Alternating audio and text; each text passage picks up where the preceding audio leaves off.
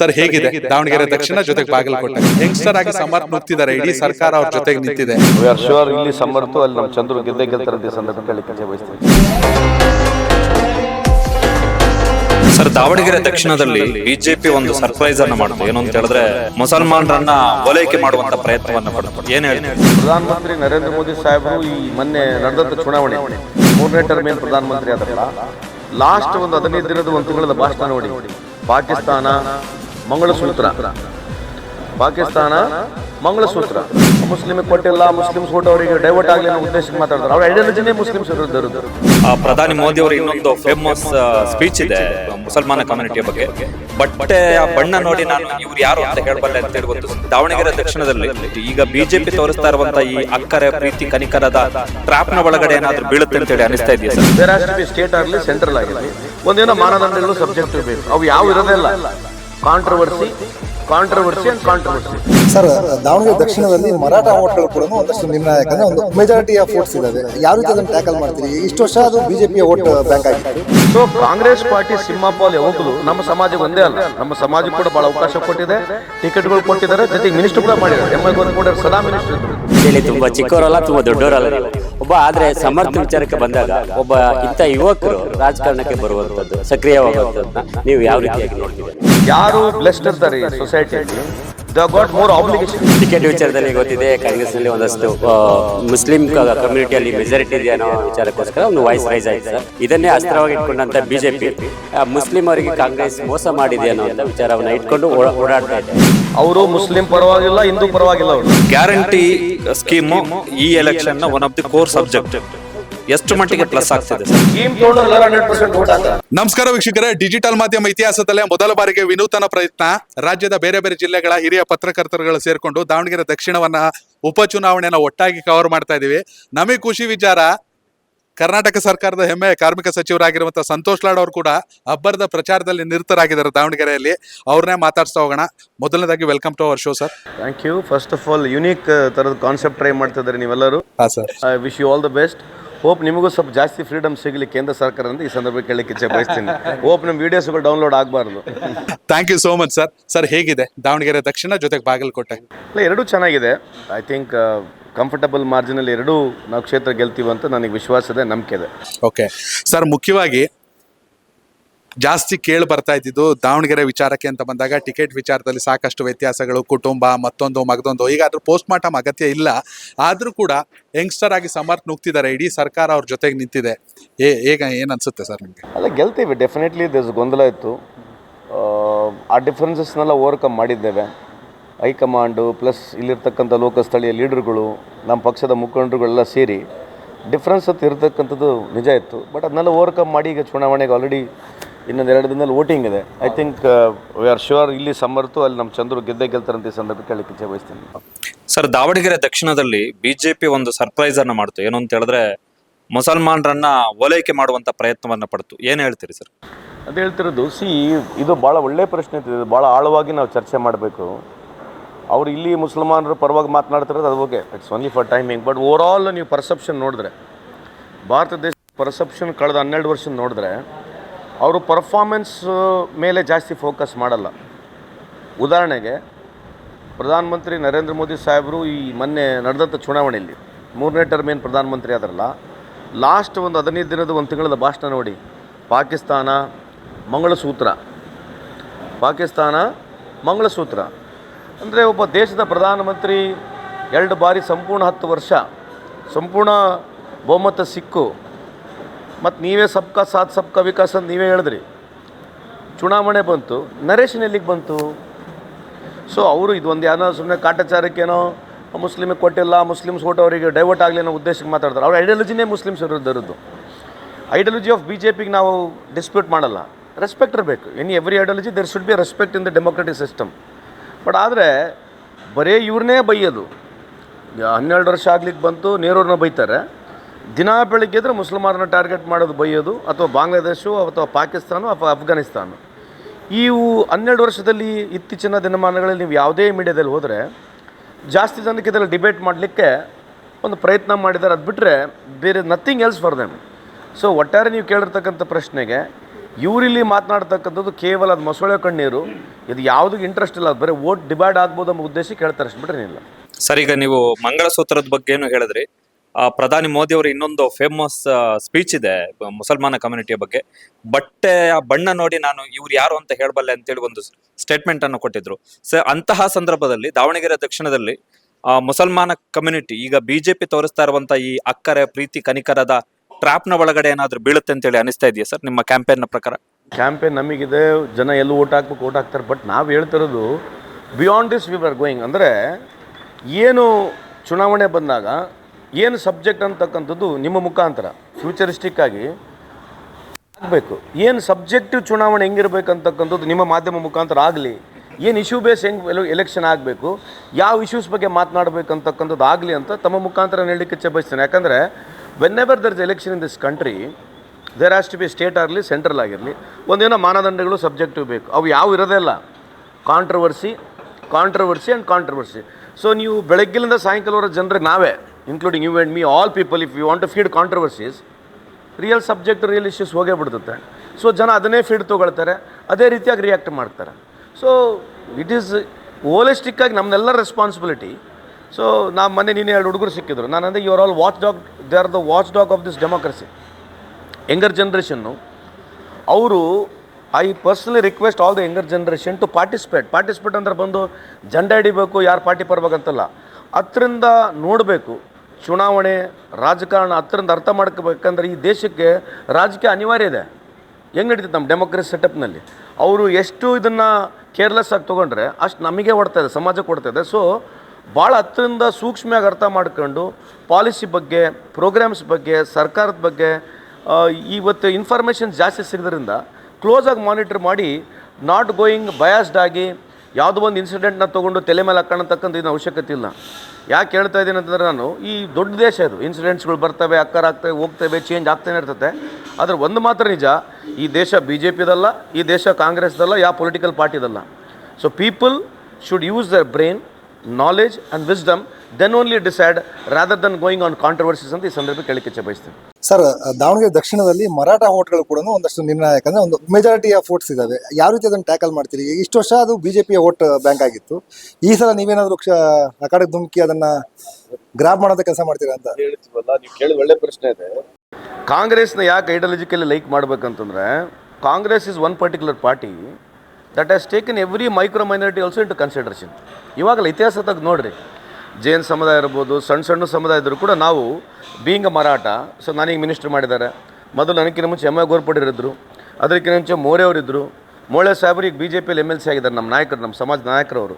ಅವ್ರಿಗೆ ಆ time Congress ticket ಕೊಟ್ಟಿವಿ. ಶ್ರೀನಿವಾಸ್ ಮಾನೆಯವರು ಕೊಟ್ಟಾರೆ, ವೆಂಕಟರಾವ್ ಗೋರ್ಪಡ್ರು ಕೊಟ್ಟಾರೆ, ಗೋಟ್ನೇಕರ್ ಕೊಟ್ಟಾರೆ, ಕಾಕಾ ಸಾಹೇಬ್ ಪಾಟೀಲ್ ಕೊಟ್ಟಾರೆ, ನನಗೆ ಕೊಟ್ಟಾರೆ, ಅಂಜಲಿ ನಿಂಬಲ್ಕರ್ ಕೊಟ್ಟಾರೆ.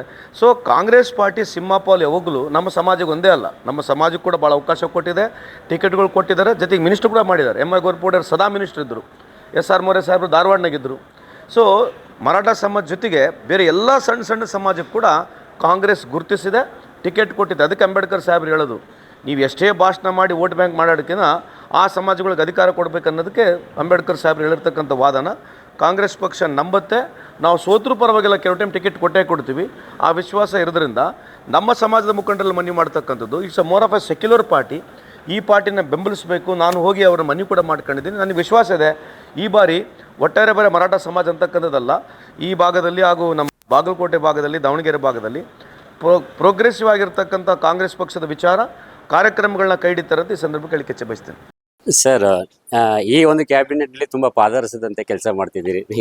ಹಾಗಂತೇಳಿ ತುಂಬ ಚಿಕ್ಕವರಲ್ಲ, ತುಂಬ ದೊಡ್ಡವರಲ್ಲ ನೀವು. ಆದರೆ ಸಮರ್ಥ ವಿಚಾರಕ್ಕೆ ಬಂದಾಗ ಒಬ್ಬ ಇಂಥ ಯುವಕರು ರಾಜಕಾರಣಕ್ಕೆ ಬರುವಂಥದ್ದು, ಸಕ್ರಿಯವಾಗುವಂಥದ್ದನ್ನ ನೀವು ಯಾವ ರೀತಿಯಾಗಿ ನೋಡ್ತೀರಿ ಅನ್ನೋದು? ಅವರಿಗೆ ಈಸ್ ಬ್ಲೆಸ್ಡ್ ಬೈ ಡೆಸ್ಟಿನಿ. ನಾನು ಕೂಡ ಬ್ಲೆಸ್ಡ್ ಬೈ ಡೆಸ್ಟಿನಿ ಇದ್ದೀನಿ. We have to accept it. ಯಾರು ಬ್ಲೆಸ್ಡ್ ಇರ್ತಾರೆ ಈ ಸೊಸೈಟಿಯಲ್ಲಿ, ದ ಗಾಟ್ ಮೋರ್ ಆಬ್ಲಿಗೇಷನ್. ಎಲ್ಲ ವರ್ಗದಲ್ಲಿ ಒಬ್ಬ ಫಿಲ್ಮ್ ಆ್ಯಕ್ಟರ್ ಇರ್ಬೋದು, ಬಿಸ್ನೆಸ್ ಮ್ಯಾನ್ ಇರ್ಬೋದು, ಏನೋ ಯಾರೇ ಒಬ್ಬ ಮನುಷ್ಯ, if is blessed with destiny, I am proud to say that I am blessed with destiny. ಯಾಕಂದರೆ I always feel myself I am a lucky rascal also. ಯಾಕಂದರೆ ಡಿಫರೆನ್ಸ್ ಆಫ್ ಆಪರ್ಚುನಿಟಿ ಭಾಳ ಇದೆ. ನೀನು ನನ್ನ ಜಾಗದಲ್ಲಿದ್ದರೆ ನನಗಿನ್ನ 10 ಟೈಮ್ನ ಬೆಟರ್ ಮಾಡ್ತಿದ್ದೆ ಯಾರಿಗೆ ಗೊತ್ತು. I don't know whether I am really putting my effort, but sincerely since he has been blessed by destiny and this opportunity I personally feel is an youngster ಅದು ಸಮಾಜಕ್ಕೆ ಒಂದು ಆಬ್ಲಿಗೇಷನ್ ಆಗಿ ತೊಗೊಂಡು, ಕಂಪಲ್ಷನ್ ಆಗಿ ತೊಗೊಂಡು, ರೆಸ್ಪಾನ್ಸಿಬಲ್ ಆಗಿ ತೊಗೊಂಡು ಈ ಆಪರ್ಚುನಿಟಿ ಅವ್ರು ಖಂಡಿತವಾಗಿ ಯೂಸ್ ಮಾಡ್ತಾರೆ ಅಂತ ನಂಬಿಕೆ ಇದೆ. ಸೊ ಸಮರ್ಥಕ್ಕೆ ಕೊಟ್ಟಿರ್ತಕ್ಕಂಥ ಆಪರ್ಚುನಿಟಿ ಜನರು ಕೂಡ ಅವ್ರಿಗೆ ಆಶೀರ್ವಾದ ಮಾಡಿ ಕೊಟ್ಟರೆ ನಮ್ಮ ಸರ್ಕಾರ ಬೇರೆ ಇದೆ. And is an youngster, is very highly qualified also, and he comes from a legacy of a family. ಭಾಳಷ್ಟು ಜನರು ನೀವು ಭಾಳ ವರ್ಷ ರಾಜಕಾರಣದಲ್ಲಿದ್ದಾಗ ನಿಮಗೆ ಆ್ಯಂಟಿ ಇನ್ಕಂಬರೆನ್ಸಿ ತಪ್ಪು ಮಾತಾಡ್ತಕ್ಕಂಥ ಸಹಜ ಇದೆ. But the amount of contribution done by the Shamanur family here is seen, ಕಣ್ಣಿಗೆ ಕಾಣುತ್ತೆ.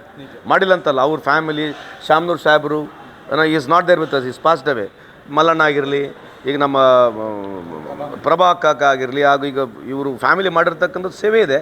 ಸೊ ಜನರದನ್ನ ಕನ್ಸಿಡರ್ ಮಾಡ್ತಾರೆ, ಅವ್ರಿಗೊಂದು ಅವಕಾಶ ಸಿಗುತ್ತೆ. ಆ್ಯಂಡ್ ಐ ಆಮ್ ಶ್ಯೂರ್ ಅವನಿಗೆ ಸಿಕ್ಕಿರ್ತಕ್ಕಂಥ ಅವಕಾಶ ಸಾರ್ವಜನಿಕರಲ್ಲಿ ಮುಂದೆ ಬರ್ತಕ್ಕಂಥ is an youngster, Gen Z politician ಆಗ್ತಾನೆ. I think is 26-27 years old. He could be the first Gen Z politician in our state at very young level. ನಾನು ಅವ್ರ ವಯಸ್ಸಿಗೆ ನಾನು MLA ಆಗಿದೆ. I personally feel that he will do justification ಅಂತ ಈ ಸಂದರ್ಭಕ್ಕೆ ಕೇಳಕ್ಕೆ ಇಚ್ಛೆಬಯಸ್ತೇನೆ.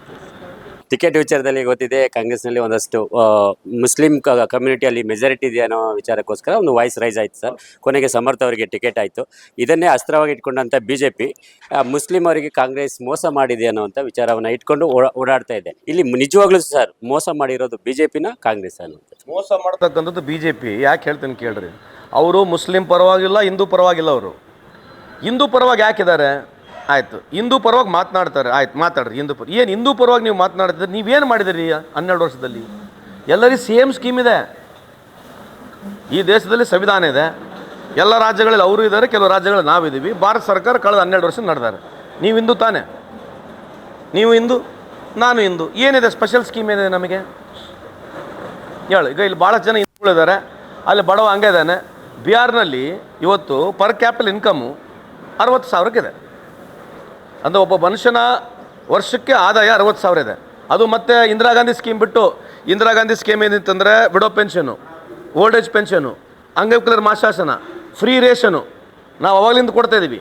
ಇವರು 30 ವರ್ಷ ಇದೇ ರಾಜ್ಯದಲ್ಲಿ ಇವರೇ ಆಡಳಿತದಲ್ಲಿದ್ದಾರೆ. ಯಾರು? BJP ಅವರು. ಯಾಕೆ ಮತ್ತೆ ಇಷ್ಟು ಪೋರ್ ಐತೆ? ಅಲ್ಲಿ ಕೂಡ ಹಿಂದೂಗಳಿದಾರಲ್ಲ, ಅವ್ರು ಅಗ್ಲಾಗ್ಲ ಕೆಲಸ್ತಾ ಇದ್ದಾರಲ್ಲ, ಹಿಂದೂಗಳು ಅವ್ರಿಗೆ ಗೆಲ್ಲಿಸಿದಾರೆ ತಾನೆ. ಮೆಜಾರಿಟಿ ಬಿಹಾರ್ನಲ್ಲಿ ಹಿಂದೂ ಪಾರ್ಟಿ ಅಂತ ಇವರೇ ಕನ್ಸಿಡರ್ ಮಾಡ್ಕೊಂಡು ಇವರೇ ಗೆದ್ದು ಬಂದಿದ್ದಾರೆ. ಮತ್ತು ಬಿಹಾರ್ನ ಯಾಕೆ ಇಲ್ಲಿ ಎಲ್ಲರ ಮನೆ ಬಂಗಾರ ತಟ್ಟಿ ಇರಬೇಕಲ್ಲ? ಎಲ್ಲ ಹಿಂದೂಗಳ ಮನೆ ಬಂಗಾರ ತಟ್ಟಿ ಇರಬೇಕಾಗಿತ್ತಲ್ಲ, ಯಾಕಿಲ್ಲ? ಹಿಂದೂ ಅಂತಕ್ಕಂಥದ್ದು ವೋಟ್ ಬ್ಯಾಂಕ್ ಅಷ್ಟೇ ಇವರಿಗೆ. ಹಿಂದೂ ಪರ ಮಾತಾಡಿದ ತಕ್ಷಣ ಹಿಂದೂಗಳ ಬಗ್ಗೆ ಈ ಥರ ಹೇಳ್ಬಿಟ್ಟು, Hindu I am proud Hindu. ನಮ್ಮ ಹಿಂದೂ ರಿಲಿಜನ್ ಏನಿದೆಯಲ್ಲ, ಇದು ವಾಸುದೇವ ಕುಟುಂಬ ಅಂತಕ್ಕಂಥ ರಿಲಿಜನ್. ಇದು ಇಡೀ ಪ್ರಪಂಚ ನಮ್ಮದು. ಇದರಲ್ಲಿರ್ತಕ್ಕಂಥ ಎಲ್ಲ ಮಾನವರು ನಮ್ಮ ಫ್ಯಾಮಿಲಿ ಅಂತೇಳಿರ್ತಕ್ಕಂಥದ್ದು ಮೊದಲನೇ ರಿಲಿಜನ್ ಇಡೀ ಪ್ರಪಂಚಕ್ಕೆ, ಅದು ನಮ್ಮ ಹಿಂದೂ. ಇವರು ಹಿಂದೂ ಧರ್ಮನ ಯಾರೇ ಬೈಲಿಗೆ ಒಯ್ದಿದ್ದಾರೆ ಅಂತಂದರೆ ಬಸ್ ಸ್ಟ್ಯಾಂಡ್ನಾಗ ಹತ್ತೋದು, ಮುಸಲ್ಮಾನರನ್ನು ಬೈಯೋದು. ಅದು ನಮ್ಮ ಹಿಂದೂ ಧರ್ಮ ಅಲ್ಲ. ಯಾರು ಫೆನಿಟಿಕ್ ಇದ್ದಾರೆ, ಯಾರು ರೆಡಿಕಲ್ ಇದ್ದಾರೆ, ಅವ್ರ ಬಗ್ಗೆ ನಾವು ಸಮರ್ಥನೆ ಮಾಡ್ಕೊಳಂಗಿಲ್ಲ. ಆದರೆ ನಮ್ಮ ರಿಲಿಜನ್ನು ನಿಂತ್ಕೊಂಡು ಬೇರೆ ರಿಲಿಜನ್ಗೆ ಬೈದರೆ ನಮ್ಮ ರಿಲಿಜನ್ ದೊಡ್ಡದಾಗತ್ತಾ? ನಮ್ಮ ರಿಲಿಜನ್ ಬಗ್ಗೆ ಒಳ್ಳೇದು ನಾವು ಮಾತಾಡ್ಬೋದು. ಯಂಗ್ಸ್ಟರ್ಸ್ಗಳು ರಾಮಾಯಣ ಬಗ್ಗೆ ಮಾತಾಡ್ರಿ, ಮಹಾಭಾರತ ಬಗ್ಗೆ ಮಾತನಾಡ್ರಿ, ಫಿಲಾಸಫರ್ಸ್ ಬಗ್ಗೆ ಮಾತಾಡ್ರಿ. ನಮ್ಮ ವೇದಗಳು ಏನು ಹೇಳಿದ್ದಾವೆ, ಗ್ರಂಥಗಳು ಏನು ಹೇಳಿದ್ದಾವೆ, ಋಗ್ವೇದ ಏನು ಹೇಳಿದೆ, ಆ ವೇದಗಳ ಬಗ್ಗೆ ನಾವು ಮಾತನಾಡಿದ್ರೆ ನಮ್ಮದು ಫ್ರೀ ಸ್ಪಿರಿಟ್ ಇರ್ತಕ್ಕಂಥ religion. It's a way of living ಇರ್ತಕ್ಕಂಥ ನಮ್ಮದು. ನಾನು ಹೇಳಿರ್ತಕ್ಕಂಥ ಸುಪ್ರೀಂ ಕೋರ್ಟ್ ಹೇಳಿರ್ತಕ್ಕಂಥದ್ದು, ಅದಾದ ಮೇಲೆ ಸ್ಟ್ಯಾಂಪ್ ಮಾಡಿರ್ತಕ್ಕಂಥದ್ದು ಪ್ರಧಾನಮಂತ್ರಿ ಮೋದಿಯವರು. ಯಾರು? ಪ್ರಧಾನಮಂತ್ರಿ ಮೋದಿಯವರು. ಇವತ್ತು ನಿಮಗೆ ರಾಮಾಯಣ ಮಹಾಭಾರತ ಏನೋ ಹೇಳಿರೋರು, ಇದು ಮಿಸ್ಟ್ರಿ ಸ್ಟೋರೀಸ್ ಅಂತ ಹೇಳಿದ್ದಾರೆ, ಮೈಥಾಲಜಿಕಲ್ ಸ್ಟೋರಿ ಅಂತ ಹೇಳಿದ್ದಾರೆ ಅವರು. ನಾನು ಹೇಳಿಲ್ಲ. ಯಾರೋ ಕಾಂಗ್ರೆಸ್ನವರು ಮೈಥಾಲಜಿಕಲ್ ಸ್ಟೋರಿ ಅಂತ ಹೇಳಿದರೆ ಇಷ್ಟೊತ್ತಿಗೆಲ್ಲರು ನಮಗೆ ಚುರ್ಮಾನೆ. ಇವ್ರು ಹೇಳ್ಬಿಟ್ಟು ಮೋದಿಯವರು ಇವತ್ತು ರಾಮಾಯಣ ಮಹಾಭಾರತ ಮೈಥಾಲಜಿಕಲ್ ಸ್ಟೋರಿ ಅಂತ ಹೇಳಿದ್ದಾರೆ. ಇವತ್ತು ಯಾರನ್ನ BJP ಅವರು ಒಂದು ಮಾತು ಕೇಳ್ತಾರಾ? ಇವತ್ತು ಹಿಂದೂ ಅಂತಕ್ಕಂಥ ಭಾಳ ದೊಡ್ಡ ಪ್ರಶ್ನೆ. ನಮಗೆ ಸೆಂಟಿಮೆಂಟ್ಸ್ ಇದೆ. ರಾಮಾಯಣ ಮಹಾಭಾರತ ಅಂತಕ್ಕಂಥದ್ದು ನಾನು ಹುಟ್ಟಿದಲ್ಲಿಂದಾನೆ, in the womb of the mother only we understand Ramayana Mahabharata in whatever capacity we have got. ಅದಕ್ಕೆ ಇವತ್ತು ಇವರೆಲ್ಲರೂ ಹೋಗಿಬಿಟ್ಟು ಅದು ಮೈಥಾಲಜಿಕಲ್ ಸ್ಟೋರಿ ಅಂತ ಹೇಳಿದ್ರು. ಯಾರು ಪ್ರಶ್ನೆ ಕೇಳಂಗಿಲ್ಲಲ್ಲ ಅವರಿಗೆ. ಮತ್ತು ಹೆಂಗೆ ಮತ್ತಿದು? ಇವ್ರು ಏನನ್ನು ಹೇಳ್ಬೋದು. ಆಮೇಲೆ ಒಂದು ಹಿಂದೂ ಅಂತ ಇವ್ರೇನು ಒದರಾಡ್ತಾರಲ್ರಿ. ಬಾಂಗ್ಲಾದೇಶ್ ವಿಷಯ ಹೇಳ್ತೀನಿ ನಿಮಗೆ, ಯಾಕಂದರೆ ಬೇಕು ನೀವು ಕೇಳಿದರೆ. ಕಳೆದ 12 ವರ್ಷದಲ್ಲಿ ಗುಸ್ಪೇಟಿ ಅಂತ ಹೇಳ್ತಾರೆ. ಅಂದರೆ ಇನ್ಫ್ಲೇಟ್ ಆಗಿರ್ತಕ್ಕಂಥವ್ರು, ಇನ್ಫ್ಲೇಷನ್ ಮಾಡ್ಕೊಂಡು ಬಂದಿರೋದು, ಒಳಗೆ ತೂರು ಬಂದಿರತಕ್ಕಂಥ ಗುಸ್ಪೇಟೆ ಅಂತ ಹೇಳ್ತಾರೆ. ನಸುಳುಕೋರ್. ಇವರು ಗುಸ್ಪೇಟೆ ಹಾಕು ಹಠ ದೇಂಗೆ ಓ ಕರ್ ದೇಂಗೆ ಅಂತ ದಿನ ಬೆಳಗ್ಗೆ ಅಮಿತ್ ಶಾ ಸಾಹೇಬರು ಮಾತಾಡ್ತಾರೆ. ನಾನು ಹೇಳಿದ್ದಲ್ಲ, ಪಾರ್ಲಿಮೆಂಟ್ನಲ್ಲಿರ್ತಕ್ಕಂಥ ರೆಕಾರ್ಡ್ 2004ರಿಂದ 2014ವರೆಗೆ ನಾವು 75ರಿಂದ 80,000 ಜನನಷ್ಟು ಇಲ್ಲಿಂದ ಡಿಪೋರ್ಟ್ ಮಾಡಿ ಕಳಿಸಿದ್ದೇವೆ. ಇಲ್ಲಿಗೆ ಬಾಂಗ್ಲಾದೇಶಕ್ಕೆ ಕಳಿಸಿದ್ದೀವಿ. 12 ವರ್ಷ ಸರ್ಕಾರ ಇವ್ರದ್ದು. ಇಲ್ಲಿವರೆಗೆ 5,000 ಜನ ಕೂಡ ಇವರು ಡಿಪೋರ್ಟ್ ಮಾಡಿಲ್ಲ. ಮತ್ತು ಇವರೇ ಹೇಳ್ತಾರೆ ಗುಸ್ಪೇಟೆ ಇದ್ದಾರೆ, ನಾವು ಗುಸ್ಪೇಟೆ ಮುಗಿಸ್ಬಿಡ್ತೀವಿ, ಗುಸ್ಪೇಟೆ ಮುಗಿಸ್ತೀವಿ ಅಂತ ಇವ್ರು ಹೇಳ್ತಾರೆ. ಅದಕ್ಕೆ ಬಾಂಗ್ಲಾದೇಶದಲ್ಲಿ ಮೊನ್ನೆ ಹಿಂದೂಗಳು ಅತ್ಯಾಚಾರ ಆಯಿತು, ಕೊಲೆ ಆಯಿತು. ಇವರು ಬಾಂಗ್ಲಾದೇಶಿಗೆ 5,000 ಟನ್ನಷ್ಟು ಡೀಸೆಲು 52 ರೂಪಾಯಿ ಕೊಡ್ತಾರೆ. ಅಲ್ಲಿ ಇದೇ ಅದಾನಿ ಅಲ್ಲಿ ಹೋಗಿ ವ್ಯವಹಾರ ಮಾಡ್ತಾನೆ, ಇಲ್ಲ ವ್ಯವಹಾರ ಮಾಡ್ತಾನೆ, ಬಾಂಗ್ಲಾದೇಶನ ವ್ಯವಹಾರ ಮಾಡ್ತಾನೆ. ಹೈಯೆಸ್ಟ್ ಪವರ್ ಪರ್ಚೇಸ್ ಅಗ್ರಿಮೆಂಟ್ ಅವಂದೇ ಇರೋದು. ಅದಾನಿ ಯಾರು ಪರವಾಗಿರೋದು? ಅಲ್ಲೋಗಿ ಯಾಕೆ ವ್ಯವಹಾರ ಮಾಡ್ತಾನೆ? ಇವ್ರು 52 ರೂಪಾಯಿಗೆ ಯಾಕೆ ಡೀಸೆಲ್ ಕೊಡ್ತಾರೆ? ಇವ್ರು ಹಿಂದೂ ಪರವಾಗಿರೋ ದೇಶ ಹೌದಲ್ಲ ನಮ್ಮದು. ಸರ್, ಸಬ್ಜೆಕ್ಟಿವ್ ಎಲೆಕ್ಷನ್ ನೀವು ಹೇಳಿದಂತ ಆರಂಭದ ಮಾತು, ಗ್ಯಾರಂಟಿ ಸ್ಕೀಮು ಈ election one of the core subject. ಎಷ್ಟು ಮಟ್ಟಿಗೆ ಪ್ಲಸ್ ಆಗ್ತಿದೆ ಸರ್ ಎಲೆಕ್ಷನ್ ನಲ್ಲಿ? ಸ್ಕೀಮ್ ತೊಗೊಂಡ್ರೆ ಎಲ್ಲರೂ 100% ವೋಟ್ ಹಾಕಲ್ಲ. We have to be very honest. No political party will get 100% of vote. Very common ಅಲ್ವಾ? ಸೊ ಇವಷ್ಟೆಲ್ಲ ಮೋದಿ ಸಾಹೇಬ್ರು ಇಷ್ಟೆಲ್ಲ ಮಾತಾಡಿದ್ರೆ ಅವ್ರು ಇರೋದೇ 35% ವೋಟು ಇಲ್ಲಿವರೆಗೆ. ಭಾರತ ದೇಶದಲ್ಲಿ ಮೋದಿ ಸಾಹೇಬ್ರು ಸಿಕ್ಕಿದ್ರೆ ಕೇವಲ 35% ವೋಟು. ಆದರೆ ಬಿಲ್ಡಪ್ ನೋಡಿದ್ರೆ ಏನು 100% ತೊಗೊಂಡಂಗೆ ಮಾಡ್ತಾರೆ. That's okay. ಈಗ ನಾವು ಕೂಡ I am not trying to build up a story that will take more than 60% of vote share. ಸಾಧ್ಯನೇ ಇಲ್ಲ. ವಿನ್ನಿಂಗಿಗೆ ಏನು ಬೇಕೋ ಅಷ್ಟು ತೊಗೊಂಡೇ ತೊಗೊಳ್ತೀವಿ. ಬಟ್ ಡೆಫಿನೆಟ್ಲಿ ಗ್ಯಾರಂಟಿ ಪ್ರೋಗ್ರಾಮ್ಸು ನಮ್ಮ ಕರ್ನಾಟಕ ರಾಜ್ಯದಲ್ಲಿ ಭಾಳಷ್ಟು ಹೆಣ್ಮಕ್ಳಿಗೆ ಅನುಕೂಲ ಮಾಡಿದೆ. ಒಂದು, ನಮ್ಮ ಗ್ಯಾರಂಟಿ 5 ಪ್ರೋಗ್ರಾಮ್ಸ್ಗಳು ಡೈರೆಕ್ಟ್ಲಿ ಇಂಡೈರೆಕ್ಟ್ಲಿ ಸುಮಾರು 5,000 to 6,000 ರೂಪಾಯಿ ಹೆಲ್ಪ್ ಆಗುತ್ತೆ. ಒಂದು ಬಸ್ಸು, ಒಂದು ಎಲೆಕ್ಟ್ರಿಸಿಟಿ, ಒಂದು ನಿಮಗೆ ಪವರ್ ಟು ಅದು ಮನೆಯದು ಪವರು, ಪ್ಲಸ್ 10 kg ಅಕ್ಕಿ, ಪ್ಲಸ್ ಯುವ ನಿಧಿ. ಆ್ಯಾವ್ರೇಜ್ ನೋಡಿದ್ರೆ ಈ 5 ಪ್ರೋಗ್ರಾಮ್ ಬಿಟ್ಟರೆ ಕೇಂದ್ರ ಸರ್ಕಾರ ನಾವು ಮೊದಲು ಮಾಡಿರ್ತಕ್ಕಂಥ widow pension, old age pension, ಅಂಗವಿಕಲರ ಮಾಸಾಸನ, ವೃದ್ಧಾಪ್ಯ ವೇತನ, ಆ 4 ಇವು 5 ಹಾಕಿದರೆ ಇವತ್ತು ಒಂದು ಮನೆಗೆ 7,000 to 8,000 ರೂಪಾಯಿ ನಮ್ಮ ಪ್ರೋಗ್ರಾಮ್ಗಳು. ಇವು ಬಿಟ್ಟರೆ ಬಿ ಜೆ ಪಿದು ಯಾವುದೋ ಒಂದು ಪ್ರೋಗ್ರಾಮ್ ಇಲ್ಲ ಮನೆಗೆ ಹೋಗಿ ರೊಕ್ಕ ಮುಟ್ಟಂಥವು. ಚೆಕ್ ಮಾಡಿ ನೋಡಿ ಬೇಕಿದ್ರೆ ನೀವು. ಈ ಪ್ರೋಗ್ರಾಮ್ಗಳು ಬಿಟ್ಟರೆ ನಾನು ಹೇಳಿರೋ ಪ್ರೋಗ್ರಾಮ್ಗಳು ಬೇರೆನ ಬಿ ಜೆ ಪಿಗೆ ಮುಟ್ತಕ್ಕಂಥ ಪ್ರೋಗ್ರಾಮ್ಗೆ ಚೆಕ್ ಮಾಡಿ ನೋಡಿ. ನಮ್ಮ ಪ್ರೋಗ್ರಾಮ್ಗಳು ಅವ್ರು ಓಡಿಸೋದಷ್ಟೇ. ಹಳೆಯ ಕಾಲದ್ದು ಇಂದಿರಾ ಗಾಂಧಿ ಕಾಲದಿಂದ ಕಾಂಗ್ರೆಸ್ ಮಾಡಿರೋ ಪ್ರೋಗ್ರಾಮ್ಗಳೇ ಓಡಿಸ್ತಿದ್ದಾರೆ. ಅಷ್ಟು ಬಿಟ್ಟರೆ ಇವರು ಯಾರೂ ಒಂದು ಹೊಸ ಪ್ರೋಗ್ರಾಮ್ ಮಾಡಿಲ್ಲ. ಇವರು ಸ್ವಚ್ಛ ಭಾರತ್ ಅಂತ ಹೇಳಿದ್ರು, 100 ಸ್ಮಾರ್ಟ್ ಸಿಟಿಗಳು ಅಂತ ಹೇಳಿದ್ರು, 2 ಕೋಟಿ ಕೆಲಸ ಕೊಡ್ತೀವಿ ಅಂತ ಹೇಳಿದ್ರು. ಇವತ್ತೆಲ್ಲನ ಮೇಕ್ ಇನ್ ಇಂಡಿಯಾ ಬಗ್ಗೆ ಎಲ್ಲನ ಮಾತಿದೆಯಾ ನಿಮಗೆ? ನೀವೆಲ್ಲ ಓದಿ ಕಲ್ತಿದ್ದೀರಿ. ಸುಮ್ಮನೆ ಕೊನೆಯದು ಮುಗಿಸ್ತೀನಿ. ಇದು ಭಾಳ ಇಂಪಾರ್ಟೆಂಟ್ ಇದೆ. ಕಳೆದ 12 ವರ್ಷದಲ್ಲಿ ಇವತ್ತು ನಾವು ಚೈನಾಗೆ $120 ಬಿಲಿಯನ್ ನಾವು ಇಂಪೋರ್ಟ್ ಮಾಡ್ತೀವಿ. ಚೈನಾದಿಂದ ನಾವು $120 ಬಿಲಿಯನ್ ಇಂಪೋರ್ಟ್ ಮಾಡ್ತೀವಿ. 7 ವರ್ಷ ಪುಣ್ಯಾತ್ಮ ಚೈನಾ ಕಡೆ ಮಕ್ಕಂಡಿಲ್ಲ ನಮ್ಮ ಸಾಹೇಬರು. ಅವ್ರು ತೊಟ್ಲ ಕರ್ಕೊಂಬಂದಿರು. ಸಿಂಗ್ಪಿಂಗಿಗೆ ತೊಟ್ಲನಾಗ ಬಂದು ಇಬ್ಬರು ಗುಜರಾತ್ನಾಗ ತೊಟ್ಲನಾಗ ಆಯ್ತು. ಅದಾದಮೇಲೆ ಇಬ್ಬರಿಗೆ ಒಂದು ಡಿವೋರ್ಸ್ ಆಯಿತು. ಅದಾದಮೇಲೆ 7 ವರ್ಷ ಮಾತುಕತೆ ಬಿಟ್ಬಿಟ್ಟಿದ್ರು. ಇಲ್ಲಿವರೆಗೆ 12 ವರ್ಷದಲ್ಲಿ ನಮ್ಮ ಇಂಪೋರ್ಟ್ ಫ್ರಮ್ ಚೈನಾ $120 ಬಿಲಿಯನ್ ಇದೆ. ಉದ್ದಿನ ಕಡ್ಡಿ ಅಲ್ಲಿಂದನೇ ಬರುತ್ತೆ. ಉದ್ದಿನ ಕಡ್ಡಿ ಮೊದಲು ಮಾಡಿ ಅಲ್ಲಿಂದ ಬರ್ತದೆ. ಛತ್ರಿ ಈ ದೇಶದಲ್ಲಿ 60% to 70% ಛತ್ರಿ ಅಲ್ಲಿಂದನೇ ಬರ್ತದೆ. ಆದರೂ ಏನು ಭಾಳ ದೊಡ್ಡ ಸಾಧನೆ ಮಾಡಿ ಹಂಗೆ ಭಾರತ ದೇಶನ ಉದ್ಧಾರ ಮಾಡ್ದಂಗೆ ಮಾತಾಡ್ತಾರೆ. ಏನು ಮಾತಾಡ್ಬೇಕು ನಾವೀಗ? ಈ ಪ್ರಶ್ನೆ ಕೇಳೋದು ಸರಿ ಇದೆಲ್ಲೋ? ನಾನು ಅದೇ ಹೇಳ್ತದ್ದು ಬಿ ಜೆ ಪಿ ಯುವಕರಲ್ಲಿ, ನೀವು ಬಿ ಜೆ ಪಿನಾಗಿರ್ರಿ, ಬಿ ಜೆ ಪಿನಲ್ಲಿ ನೀವು ಪ್ರಶ್ನೆ ಕೇಳಬೇಕು. ಓಶೋ ಅದೇ ಹೇಳೋದು, ನೀವು ಒಪ್ಕೋಬೇಡ್ರಿ. Nobody is a god to this country. ಈ ದೇಶಕ್ಕೆ ದೇವರಾಗ ಸಾಧ್ಯನೇ ಇಲ್ಲ. ಅದು ಒಬ್ಬನಿಂದ ಇಡೀ ದೇಶ ನಡೆಯೋಕ್ಕೂ ಸಾಧ್ಯ ಇಲ್ಲ. ಹೌದು, ಇಂಪಾರ್ಟೆಂಟ್ ಜನ ಇದ್ದೇ ಇರ್ತಾರೆ. ಆದರೆ ಅವ್ರು ಹೇಳಿದ್ದೆಲ್ಲ ಬ್ಲೈಂಡಾಗಿ ಫಾಲೋ ಮಾಡಿದ್ರೆ ಅರ್ಥನೇ ಇಲ್ಲ. ಪ್ರಶ್ನೆ ಕೇಳಬೇಕು. ನಾಳೆ ನಾನು ಕಾಂಗ್ರೆಸ್ನಾಗಿದ್ದು ಪ್ರಶ್ನೆ ಕೇಳಬೇಕು, ನೀವು ಬಿ ಜೆ ಪಿಗಿದ್ದು ಪ್ರಶ್ನೆ ಕೇಳಬೇಕು. I request every citizen to understand. ನಾವೇನು 100% ಪರ್ಫೆಕ್ಟ್ ಇದೀವಿ ಅಂತ ಹೇಳಲ್ಲ. ಇವರು 500% ಪರ್ಫೆಕ್ಟ್ ಇದೀವಂತ ಇವರು ಜನಕ್ಕೆ ದಿನ ಬೆಳಗ್ಗೆ ಹೇಳ್ಕೊಂಡು ಹೋಗ್ತಾರೆ. ಇಷ್ಟೇ ಒಂದು ಪ್ರಶ್ನೆ, $120 ಬಿಲಿಯನ್ ಹೆಂಗೆ ಡೆಫಿಸಿಟ್ ಆದರೆ ನೀವು ಮೇಕ್ ಇನ್ ಇಂಡಿಯಾ ಅಂತ ನೀವು ಪ್ರಾರಂಭ ಮಾಡಿದ್ರಿ. ಮೇಕ್ ಇನ್ ಇಂಡಿಯಾನಾಗ ಏನು ಮಾಡಿದ್ರೆ ಅಂತ ಮೋದಿಯವರೆಲ್ಲ ಹೇಳ್ತಾರೆ. ಈಗ ನಡೀತಾ ಇದೆಯಲ್ಲ ಈಗ ಚುನಾವಣೆ, ಮೇಕ್ ಇನ್ ಇಂಡಿಯಾನಾಗ ಏನು ಮಾಡಿದ್ವಿ ಅಂತ ಯಾರು ಬಿ ಜೆ ಪಿ ಭಾಷಣ ಹೇಳ್ತಾರೆ. ಭಾಷಣದಾಗ ಎಲ್ಲನೂ ಒಬ್ರು ಕೇಳಿ, ಸರ್ ಇಷ್ಟೆಲ್ಲ ನೀವು ಮಾತಾಡ್ತಿದ್ದೀರಿ, ಮೇಕ್ ಇನ್ ಇಂಡಿಯಾ ಬಗ್ಗೆ 1-2 ಮಾತು ಹೇಳಿ ಅಂತ ಹೇಳ್ರಿ, ಪುಸ್ತಕಂತ ಬಾಯಿ ತೆಗೆಯಲ್ಲ. ಸರ್ ನೀವು ಬಂದಾಗ ನಮಗೆ $20 $1 ಕೊಡ್ತೀವಿ ಅಂತ ಹೇಳಿದ್ರಿ, ನೀವು $20 $1 ಕೊಡ್ತೀವಿ ಅಂತ ಹೇಳಿದ್ರಿ, ಎಲ್ಲ ನಾವು ಒಂದು ಸ್ವಲ್ಪ ಡಾಲರ್ ಕೊಡಿಸ್ತೀರಿ ಅಂತ ಸರ್, ನಾನು $90 ಕೊಡ್ತೀನಿ, $1 ಕೊಡ್ತೀರಿ ಅಂತ ಕೇಳ್ರಿ, ಪುಸ್ತಕಂತ ಮಾತಾಡಲ್ಲ. ಸರ್ ನೀವು ಬರೋಕ್ಕಿಂತ ಮುಂಚೆ ಈ ದೇಶದಲ್ಲಿ 55 ಲಕ್ಷ ಕೋಟಿ ಸಾಲ ಇತ್ತು, ಇವತ್ತು 225 ಲಕ್ಷ ಕೋಟಿ ಸಾಲ ಇದೆ ಸರ್, ಕಿಸಕ್ಕಂತ ಮಾತಾಡಲ್ಲ. ಏನು ಮಾತಾಡೋಕೆ ಬಂದೀವಿ ಹತ್ರ ನಾವು? ರೈತರ ಸಾಲ ಮನ್ನಾ ಮಾಡ್ತೀವಿ ಅಂತ ಹೇಳಿದ್ರು ಸರ್, ಅದ್ರ ಬಗ್ಗೆ ಸ್ವಲ್ಪ ಎಲ್ಲ ಮಾತಾಡ್ತೀರಾ?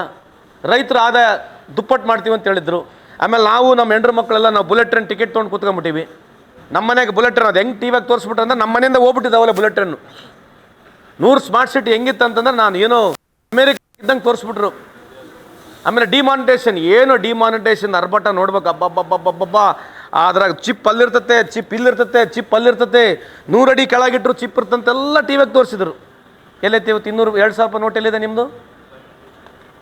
2,000 ರೂಪಾಯಿ ನೋಟ್ ಎಲ್ಲಿದೆ? 2,000 ರೂಪಾಯಿ ನೋಟ್ ಇಲ್ಲೇ ಇಲ್ಲ. 5 ವರ್ಷ ಆಯ್ತು, 6 ವರ್ಷ ಆಯ್ತು, 2,000 ರೂಪಾಯಿ ನೋಟ್ ಇಲ್ಲ.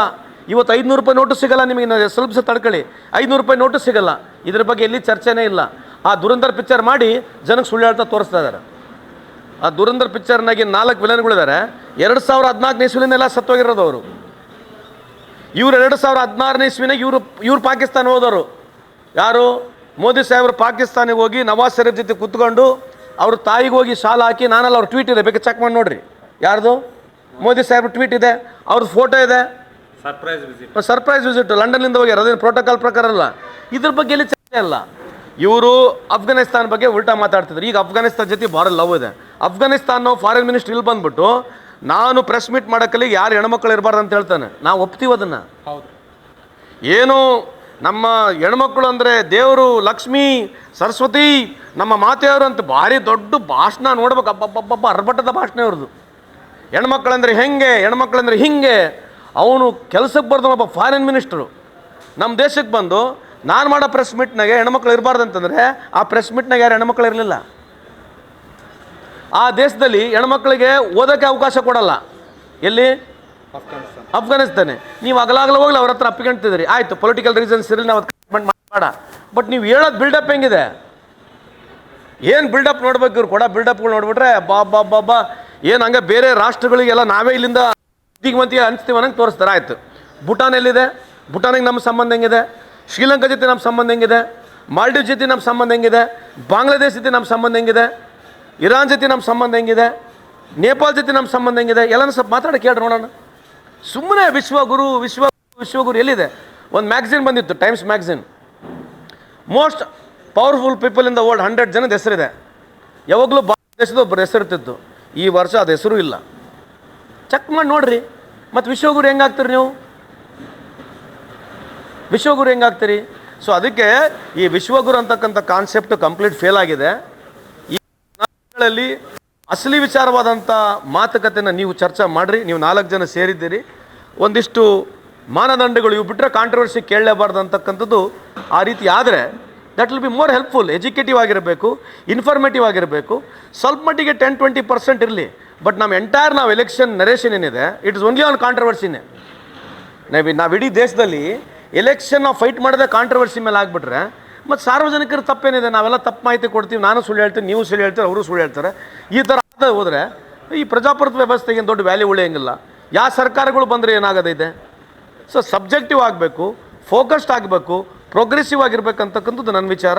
So I once again thank you. Sir ಕೊನೆಯದಾಗಿ ದಾವಣಗೆರೆ ದಕ್ಷಿಣ ಮತ್ತು ಬಾಗಲಕೋಟೆ ಮತದಾರರಿಗೆ ಏನು ಹೇಳಲಿಕ್ಕೆ ಇಷ್ಟಪಡ್ತೀನಿ? ಅಲ್ಲ, I appeal to the people. See, it's a very important election ಇದೆ ನಮಗೆ. ನಮ್ಮ ಸರ್ಕಾರ ಬೇರೆ ಇದೆ. ಸೊ ಡೆವಲಪ್ಮೆಂಟ್ ಆಗ್ಲಿಕ್ಕೆ ಒಂದು ಅವಕಾಶ ಇದೆ. ಅಲ್ಲಿನೂ ಯಂಗ್ಸ್ಟರ್ ಇದ್ದಾರೆ, ಇಲ್ಲಿನೂ ಯಂಗ್ಸ್ಟರ್ ಇದ್ದಾರೆ. ಒಂದು ಅವಕಾಶ ಕೊಟ್ಟರೆ ನನ್ನ ಪಕ್ಷದ ಪರವಾಗಿ ಎರಡೂ ಬಾಗಲಕೋಟೆ ಹಾಗೂ ನಮ್ಮ ದಾವಣಗೆರೆ ಮತದಾರರಲ್ಲಿ ಮನವಿ ಮಾಡ್ಕೊಳ್ತೀನಿ. ನಮ್ಮ ಕಾಂಗ್ರೆಸ್ ಪಕ್ಷದ ಅಭ್ಯರ್ಥಿಗಳಿಗೆ ತಾವು ಅವಕಾಶ ಮಾಡಿ ಆಶೀರ್ವಾದ ಮಾಡಬೇಕು.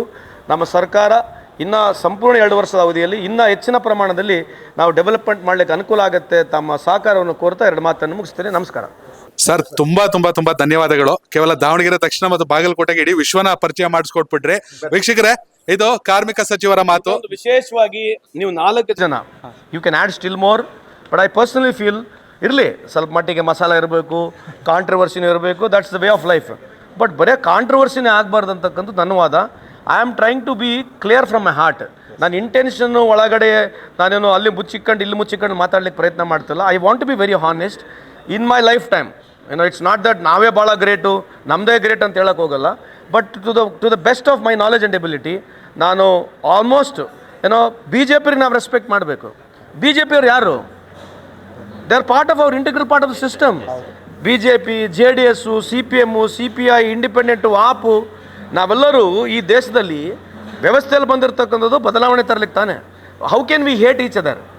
ಏನೋ ರಾಜಕೀಯವಾಗಿ ಒಂದು ಸ್ವಲ್ಪ ಟೀಕೆ ಮಾಡ್ಬೋದು, but we utmost respect for every political party leader.